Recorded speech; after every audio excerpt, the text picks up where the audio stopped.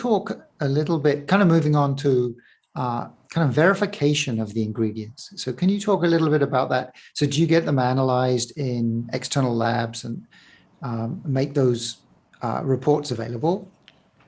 Yes. So every single ingredient that we receive to be manufactured into NOVOS Core, we run what's called a COA on each of those ingredients, a certificate of analysis, in which we're looking for any toxins within it. That could be heavy metals or biological substances like bacteria, or fungus. So we first run those COAs on all of the ingredients when they come in, and then after we mix everything together and we create NOVOS Core, before we fill the sachets, we then run another test on the finished product to make sure that we have what we say we have in it, and that also doesn't have any toxins in it.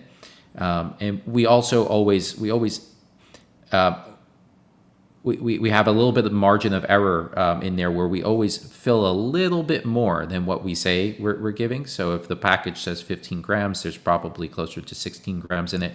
We always go a little bit over, just because of the imperfections of machinery. There's that margin of error on the machinery. We want to overestimate and make sure that you're getting at least what we tell you.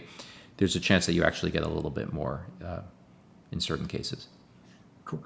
Does it ship worldwide? Just not everywhere. So we are shipping to many parts of Europe. We're shipping to Australia, Canada, and we're looking into being able to ship to other countries as well. We also go to the United Kingdom as well. Have to remember that's no longer EU. Yeah. Okay. So sticking with NOVOS Core for a second, do you continue to review the ingredients and look at future and look at the current research and think about whether you'll make changes to that? Yeah, so we are continually looking at other novel ingredients. We hold the ingredients to a very high standard. So as I mentioned before, on the evidence page, we talk through that. We also have another article on our blog about which ingredients we decided intentionally not to include in our formulation. So quercetin is one that I've mentioned, but there are others where people ask, well, why didn't you include this ingredient? We give the rationale for why we didn't include the ingredient. And so to that point, we need to make sure that there's enough evidence of the safety, of the efficacy specifically for longevity, not for like general health, right? So like NOVOS Core is not including vitamin E in it intentionally. Number one, because too much vitamin E can actually shorten lifespan counterintuitively. But number two, it's a general health supplement. It's not a longevity specific supplement. And so that's why we didn't include it. So you can find out more about the rationale for not including certain ingredients on our website. To your question, yes, we are considering other ingredients for the sake of potentially NOVOS Core or even additional products that will launch in the future. Okay, and then you touched on it there. So you divide supplements, I guess, into like health supplements and aging supplements, right? Could you kind of explain the difference between those two? Yeah, so we wanted to bring some clarity to the market, because a lot of people, especially those who aren't in the longevity community, but even in the longevity community, it's a question of, well, I hear vitamin D can be great for your health. Should I be taking that as part of longevity routine? And is that a longevity supplement? And so we wanted to create some clarity where we define certain ingredients or certain substances as being general health substances and certain ingredients as being longevity specific. So a general health substance would be like the B vitamin, what the government puts an RDA for, B vitamins, zinc, vitamin A, vitamin C, so on and so forth. These are things that you will naturally get from your diet, but probably not an adequate dosage of, and you will probably need to supplement to make sure that you are getting enough of these ingredients. These are very important nonetheless. Like if you don't have an adequate amount of any of these nutrients, you can run into trouble well before your time, right? So you can end up having a higher risk of some sort of heart or neurological or other disorder, metabolic disorder, and so on. So you need to make sure you're getting these, and they're extremely important.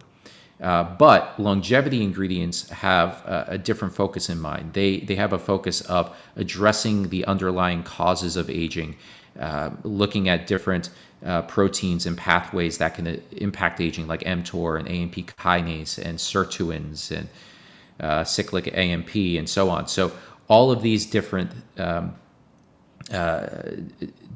longevity related proteins and biopathways are what we address with longevity supplements. And then there's the general health, which you can get through diet and through multivitamins and so on.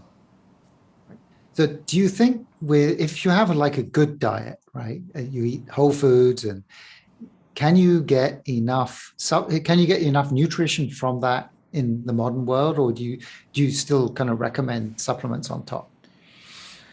I think the answer is you probably cannot. And the complexity is you don't necessarily know where you're not getting enough of the nutrients from. And so do you want to take the risk, take the chance that you're not getting enough selenium in that Brazil nut, or you're not getting enough iodine from your iodized salt, which most people don't know, but the iodine disintegrates. When you leave the salt shaker open, the iodine actually floats away. And so if it's open, which most of the time it is for a couple of months, you're not getting the iodine anymore. And the question also is, are government RDAs actually ideal? And most people that study the fields would say, no, they're not ideal. They are actually the minimum allowance for you to avoid any obvious symptoms in the short term, like scurvy.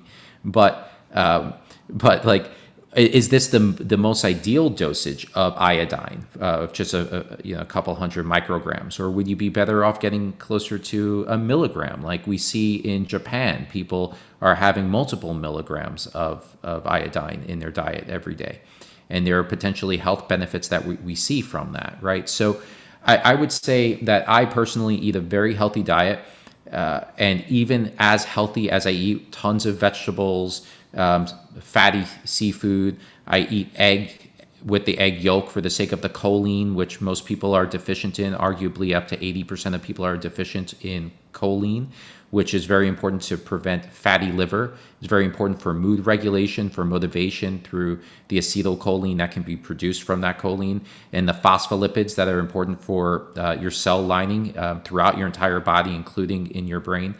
Most people are deficient in that. And so we do believe that it's important to supplement to make sure that you're covering everything. And the question then becomes, can you overdose? And as long as you consider the amount that you are eating in getting from your diet and the amount that you're getting from the supplement, and none of those are like crazy high numbers, which they shouldn't be, because most multivitamins keep that in mind. We think you're better off that way, because then you're covering all bases, and anything you might be deficient in, you will no longer be deficient in. And anything that you're getting a little bit too much of, if it's water soluble, you'll urinate it out.